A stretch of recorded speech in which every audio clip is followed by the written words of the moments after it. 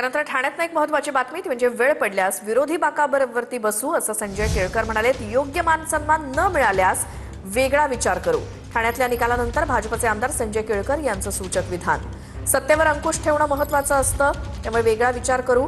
ठाण्यात शिंदेंचे 75, भाजपचे 28 उमेदवार विजयी झालेले आहेत आणि याच निकालानंतर संजय केळकर यांचं हे वक्तव्य।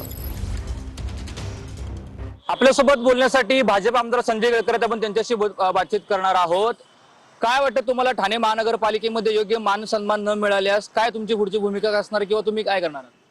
नाही, ठाणे महापालिकेत जे आम्ही महायुती म्हणून 100च्या वर जाऊ असं सांगितलं होतं, त्याप्रमाणे 100च्या वर शिवसेना आणि भारतीय जनता पार्टीची संख्या गेली आहे। हे नक्की आहे की आम्ही बरोबर किंवा विरोधी असलो तरी देखील पारदर्शक काम आणि पारदर्शक विकास या दृष्टीने आम्ही निश्चितपणे अंकुश ठेवण्याचं देखील काम करू।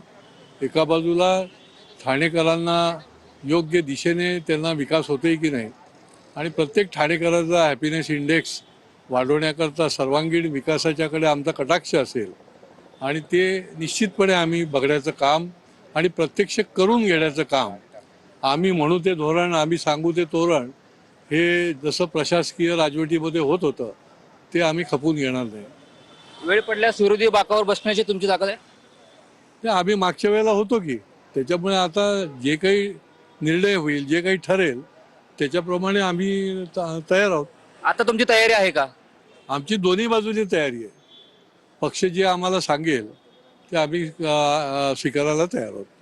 काय वाटतं, एक हाती सत्ता आहे, कसं कामकाज असणार आहे, तुम्ही कशा प्रकारे अंकुश ठेवाल? विरोधी बाकावर बसून अंकुश ठेवायला आवडेल की सोबत राहून अंकुश ठेवायला आवडेल? दोन्ही बाजूने अंकुश ठेवू शकतो आपण, कारण की सरकार असताना देखील प्रशासकीय राजवटीमध्ये जे म्हणून अयोग्य होतं, गैर होतं, तर त्याच्या विरुद्धही आम्ही चौकीदार म्हणून काम करत होतो आणि त्यामुळे दोन्ही बाजूने आम्ही हे काम करू शकतो।